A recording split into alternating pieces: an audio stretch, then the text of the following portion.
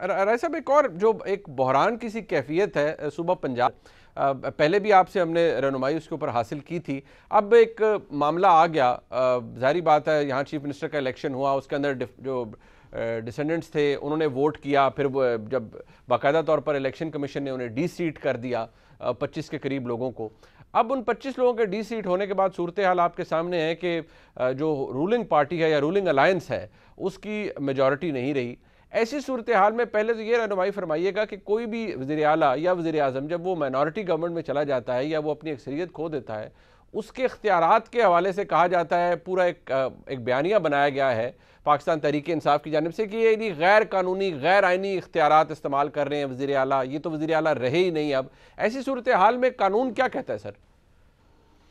देखिए इस हवाले से तो मुकदमा आज लाहौर हाई कोर्ट में चला, समाअत हुई, पीटीआई के वकला ने बहस की, लिहाजा इस हवाले से अब कोई तफसीली बात करना तो मुनासिब नहीं होगा, ये मामला सब जुडिस है। लेकिन जो आईनी नुक्ता या कानूनी नुक्ता है वो ये है कि चीफ मिनिस्टर का इलेक्शन 16 अप्रैल को हो गया।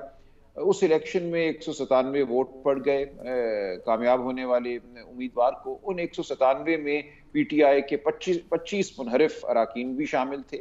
बाद में सुप्रीम कोर्ट का फैसला आ गया कि आर्टिकल 63A के तहत अगर कोई इनहराफ होता है तो इनहराफ करने वाले जो अरकान हैं किसी पार्टी के, उनके वोटों का शुमार ही नहीं होगा।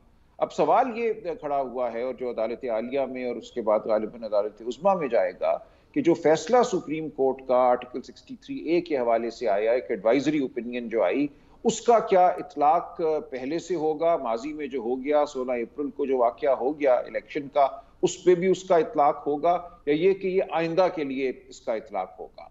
क्योंकि ओपिनियन बजाते खुद ये नहीं कहती कि उसका इतलाक माजी से होगा या आइंदा से होगा, इसलिए ये एक मामला अब अदालत में गया है और अदालत इसका फैसला करेगी। अगर तो इतलाक माजी पे भी होता है तो फिर यही सूरत हाल होगी जो अभी आपने बयान फरमाई कि 16 अप्रैल को अगर 25 वोट निकाल दिए जाते हैं तो फिर 186 वोट नहीं रहते, 172 वोट रहे। सूरत में एक सेकेंड राउंड इलेक्शन का आइन में दरकार है, उसमें जो भी मेजॉरिटी ले जाएगा उस दिन हाजिर लोगों की वो चीफ मिनिस्टर तस्वुर होगा। लेकिन ये नौबत सिर्फ उस वक्त आएगी अगर हाई कोर्ट और फिर सुप्रीम कोर्ट ये कहते हैं कि जो एडवाइजरी ओपिनियन दी गई उसके तहत जो तशरीह की गई आर्टिकल 63A की, उसका इतलाक माजी पर भी होगा।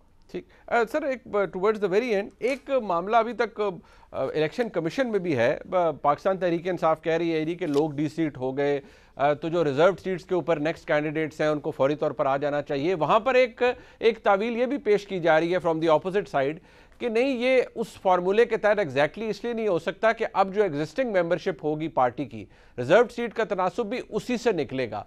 तो क्या ये तशरीह दुरुस्त है या पार्टी की जो स्ट्रेंथ है पंजाब असेंबली के अंदर पाकिस्तान तहरीक इंसाफ की, वो वही रहेगी जो डी सीट होने से पहले लोगों की थी?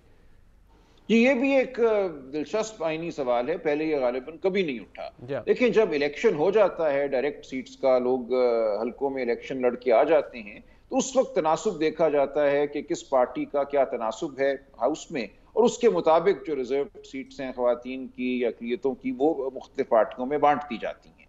अब सवाल ये खड़ा हुआ है कि जब एक पार्टी के 25 अराकीन या 20 अराकीन जो डायरेक्ट हल्कों से मुंतखब होकर आए थे, उनको जब हटा दिया गया तो उस पार्टी से बदल गया है अब सूबाई असेंबली में। लिहाजा अब ये जो 5 सीटें खाली हुई हैं ख्वातीन की, उनको जो भरना है वो उस तनासुब से भरा जाए जो बाय इलेक्शन के बाद वजूद में आएगा, ना कि उस तनासुब से जो 2018 में इलेक्शन के बाद था। तो ये एक मैं समझता हूँ जायज़ एक आईनी नौयत का सवाल है, और आइन हरगिज़ ये नहीं कहता, कोई उसमें आइन में ऐसी बात नहीं है कि एक दफ़ा अगर सीट्स भर दी गई इलेक्शन के फौरन बाद तो फिर पूरी जो मुद्दत है पार्लियामेंट की या प्रोविंशियल असेंबली की, उसमें उन सीट्स का तनासुब जो है वो दोबारा तब्दील नहीं होगा अगर वो सीट्स खाली हो जाती हैं। और ये एक बहुत ही गैर मामूली वाक़या हुआ है कि ख़वातीन की 5 नशस्तें और बाकी 20 नशस्तें एक साथ खाली हो गई हैं। तो ये एक नया सवाल है, इस पे पहले कोई जजमेंट नहीं है। बहुत बहुत शुक्रिया जनाब सलमान अकरम राय साहब हमारे साथ मौजूद थे। कुछ अहम कानूनी और आईनी सवालात हमने उनके सामने रखे। पहले भी राय साहब ने रहनुमाई की थी हमारी।